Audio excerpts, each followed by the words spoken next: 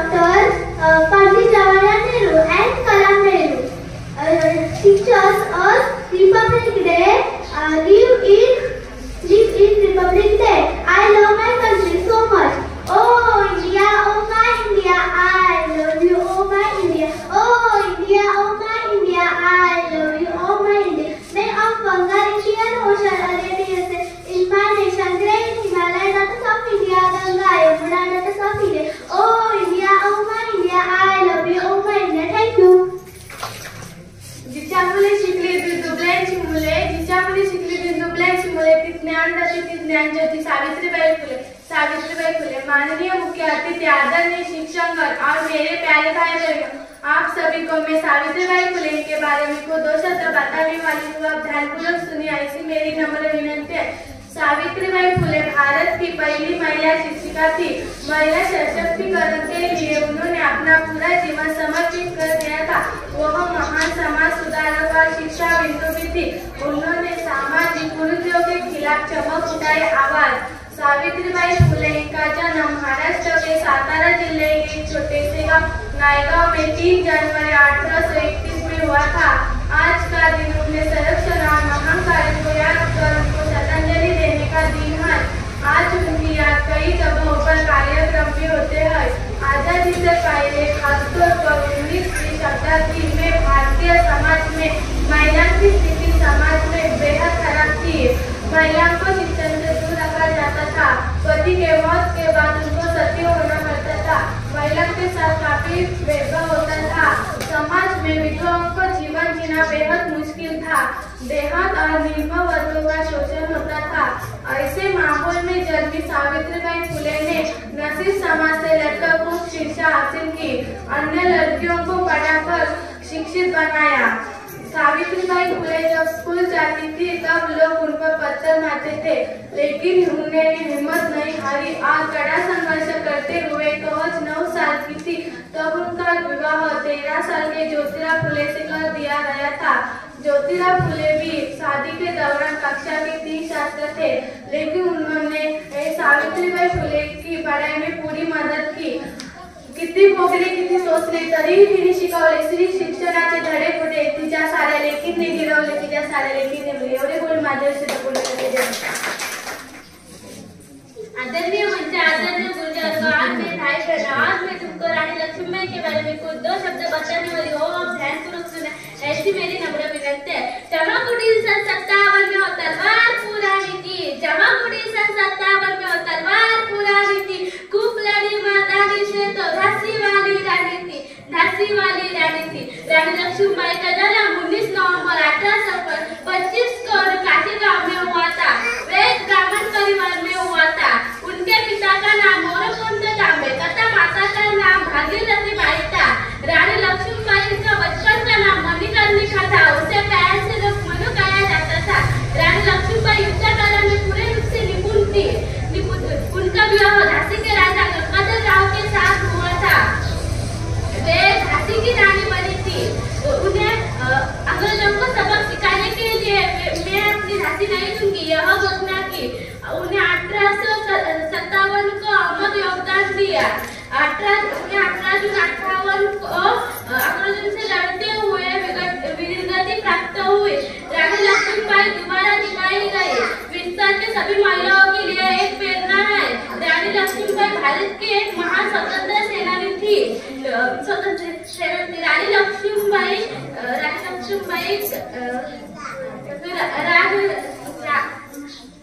रामरागिनी कुशल योद्धा नेता थी। राजा गंगाधर राव एक तथा लक्ष्मीबाई के एक दत्तक पुत्र दामोदर राव था। रानी लक्ष्मीबाई का विवाह 1825 को हुआ था। इतने बोलकर मैं तो उत्तर देती हूँ। सर्वांना नमस्कार. माझे नाव आकांक्षा आहे. जे देशासाठी लढले ते अमर हुतात्मे झाले. जोडीने सर्व करतार त्यागिला सुखे संसार. देशासाठी आपल्या जीवाची बाजी लावणाऱ्या 2 महापुरुषांना प्रथम वंदन करते आणि माझ्या वाचनाला सुरुवात करते. मित्रांनो, आपण प्रजासत्ताक दिन साजरा करण्यासाठी एकत्रित जमलो आहोत. 26 जानेवारी 1949 रोजी आपल्या देशाने राज्यघटना स्वीकारली. डॉक्टर बाबासाहेब आंबेडकरांनी ही राज्यघटना तयार केली. खरंच आजचा दिवस सोन्याचा दिवस म्हणावा लागेल. म्हणूनच म्हणते त्याला करूया संविधानाचा आदर आहे. त्याला करूया संविधानाचा आदर आहे. ज्याने दिला आपल्याला जगण्याचा शिकण्याचा अधिकार. ज्याने दिला आपल्याला जगण्याचा शिकण्याचा अधिकार. संविधान आहे म्हणूनच आज वेगवेगळ्या जाती वेगवेगळ्या भाषा बोलणारे लोक सुखासमाधानाने राहत आहेत. विविधतेत एकता आहे आमची शान. विविधतेत एकता आहे आमची शान. म्हणूनच आहे आमचा भारत देश. म्हणूनच आहे आमचा भारत देश. स्वराज्याचे मानले तोरण उगवला न्याय सत्याचा दिन. स्वराज्याचे मानले तोरण उगवला न्याय सत्याचा दिन. घटनेने केले सर्व मानव अधिकार आणि सर्व देशवासियांचे झाले समृद्ध जीवन. घटनेने केले सर्व देशवासियांचे झाले समृद्ध जीवन. शेवटी या तिरंगी ध्वजारोहण करताना देशामध्ये पूजा आणि माझी गमलेल्या बाळीकडे आणि तुम्हाला क्रांतिकार भगतसिंगाबद्दल काही 2 शब्द सांगण्यात ते तुम्ही शांत देणार का अशी माझी नम्र विनंती. भगतसिंग यांचा जन्म 7 सप्टेंबर 1907 रोजी पंजाब येथे झाला. स्वातंत्र्यासाठी ज्यांनी सर्वसाधारण पणाला लावले त्यामध्ये भगतसिंग एक होते. त्यांच्या अगोदर वडीलधाऱ्या मंडळींनी देशकार्यात मरण पत्करले होते. त्यांच्या जनतेवर होत असलेले अन्याय अत्याचार हे अशी मिटवणार नाही. त्यासाठी क्रांती केली पाहिजे. क्रांतीशिवाय स्वातंत्र्य मिळणे कठीण आहे अशी विचारधारा भगतसिंगांची होती. पंजाबातील लालपुरा जवळील एका खेड्यात जन्मलेल्या भगतसिंगाने आपल्या साथीदारांसह अमनुष्कृत्य शिक्षा म्हणजे त्याची हत्या असा ध्येयवाद जोपासून सुखी केली. 16 योजनेत दाखवून माहिती मुले दुसऱ्या इंग्रजांनी अधिकाऱ्यांची हत्या केली. पुढे इंग्रजांच्या बॉम्ब टाकले. देश पाणपोटींनी जीवान कधी केली. शेवटी लाहोर काढायच्या त्यांना शिक्षा ठोठावणार. त्यांच्या वर्णीवादन करणारे देखील बदल करणार नाही. यासारखे दुष्कृत्य कोणते असणार. जाता जाता एवढेच होते. दारुणी सैनिकांचा अंतरात्मातून ठरलाच पहिला पद्मा. भरपूरच काशीची डोळा पेटवलं पडायचे राहण. भरपूरच काशी डोळा पेटवलं पडायचे. हे वीरांचा शिवमंदिर आमचे कोटी कोटी प्रणाम. आमचे कोटी कोटी प्रणाम. एवढे मोठे माहिती करून शब्द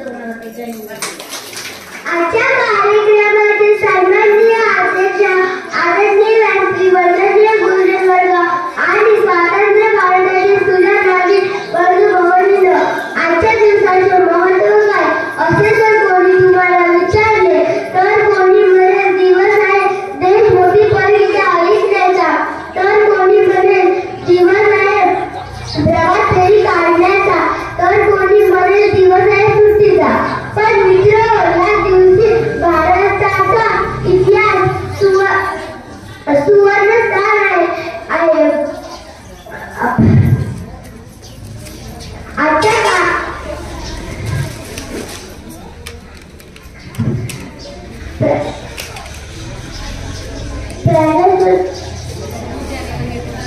जानेवारी 19 जानेवारी बस जाऊ पकडते. ताराबाई विषय काही 2 शब्द सांगत आहे ते तुम्ही शांतता नाही अशी माझी नम्र विनंती. छत्रपती शिवाजी महाराज आणि स्थापिलेले हिंदवी स्वराज्य हे भारताच्या इतिहासात लाभलेला सोनेरी पान आहे. आज आपण शिवाजी महाराजांच्या पराक्रम विसरून महाराणी ताराबाई यांना नमस्कार करणार आहोत.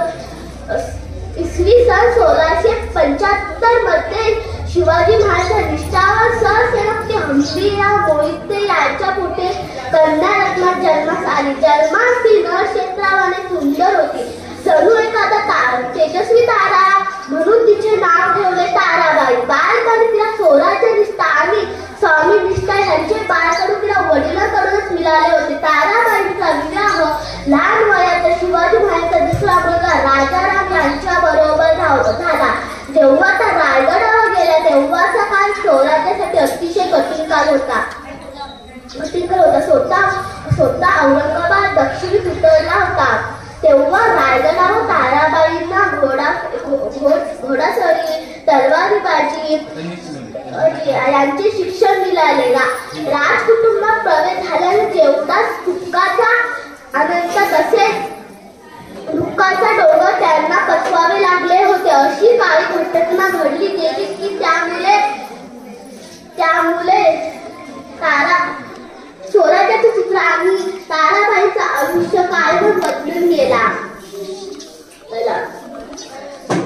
औरंगाबादने शहाजी महाराजांना कैद करून अत्यंत क्रूरपणे त्यांची हत्या केली आणि अवघ्या 18 वर्षाचे राजारामावर स्वराज्याची धुरा सांभाळण्याची जबाबदारी आली. राजाराम छत्रपती बनले आणि ताराबाई महाराणी बनले. जाता एवढेच होते. ताराबाई रामराणी भद्रकाली गोपली दिल्ली झाली. दिवाळी दिल्ली साठी गेले पाणी. जय हिंद जय भारत. आज 26 जानेवारी आहे. याबद्दल मी थोर नेत्यांची माहिती सांगत आहे. ते म्हणजे महात्मा गांधी. सत्याग्रहाचे शस्त्र घेऊन बापू तुम्ही स्वातंत्र्याचा लढा लढले.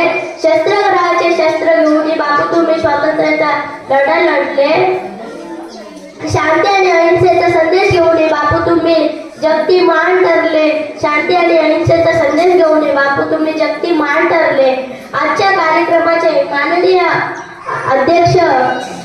अध्यक्ष पूज्य गुरुजन आणि माझ्या जमलेल्या मित्रांनो, गांधी हे नाव ऐकतात आपल्या डोळ्यासमोर उभे राहतात ते म्हणजे हातात काठी, डोळ्यावर चष्मा, अंगावर पांढरे शुभ्र वस्त्र.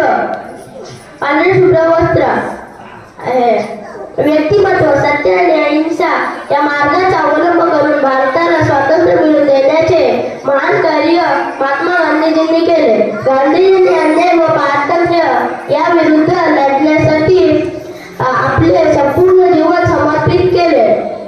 महात्मा गांधीजींनी जातीभेद अस्पृश्यता न म्हणता सामाजिक समतेला जास्त महत्त्व दिले. साधी राहणी आणि उच्च विचार यास प्राधान्य दिले. लोक त्यांना प्रेमाने बापू म्हणत. त्यांचा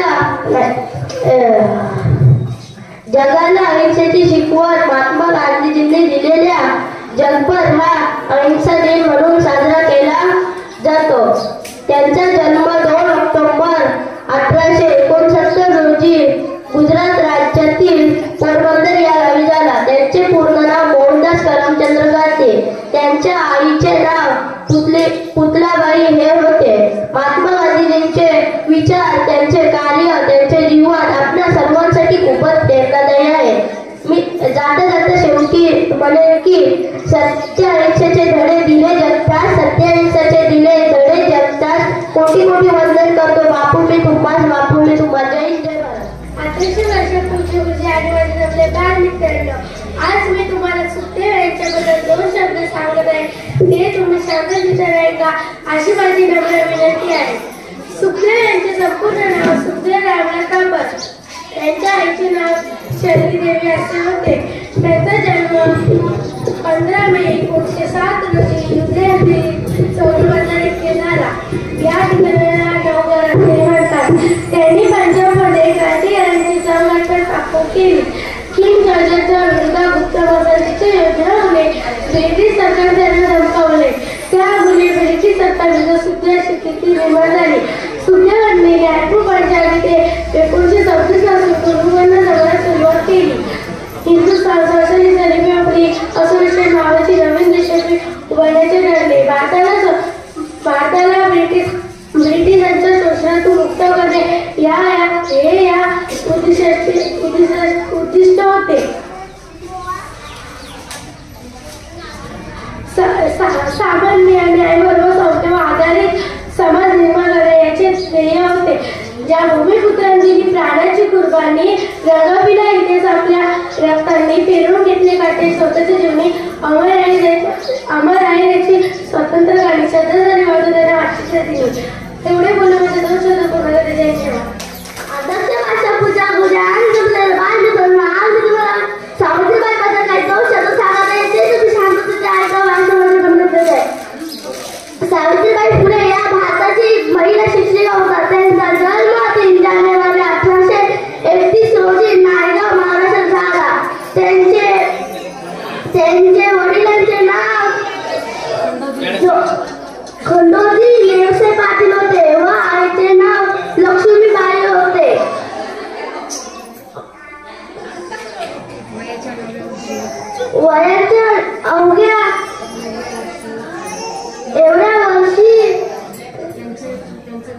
त्यांचा विवाह ज्योतिबा फुले यांच्या एवढे करून त्याचे 2 शब्द सांगितले.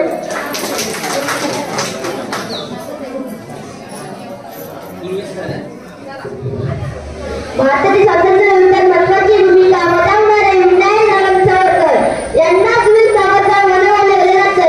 विनायक दामोदर सावरकर या क्रांतिकारी देशभक्त आणि अत्यंत प्रतिष्ठित व्यक्तिमत्वाचे नाव या देशात भारतात नव्हे तर जगाच्या इतिहासातील सुवर्ण अक्षरांनी कोरलेले आहे. आज मी तुम्हाला स्वातंत्र्यवीर सावरकरांबद्दल 2 शब्द सांगतो. तुम्ही शांतचित्त वेदना ऐक्यवाशी मनाला स्वातंत्र्यवीर सावरकरांचा जन्म 28 मे 1883 साली नाशिक जवळच्या बागूर गावात झाला. त्यांचे वास्तविक नाव विनायक दामोदर सावरकर. त्यांच्या वडिलांचे नाव दामोदर सावरकर. त्यांच्या आईचे नाव राधाबाई होते. सावरकरांना 2 भाऊ व 1 बहीण होती. वयाच्या 9 वर्षाच्या कमी वयात त्यांच्या आईचे निधन झाले. 7 वर्षानंतर त्यांचे वडीलही वारले. वडिलांच्या मृत्यूनंतर त्यांचे मोठे भाऊ गणेश यांनी कुटुंबाचे पालन पोषण केले.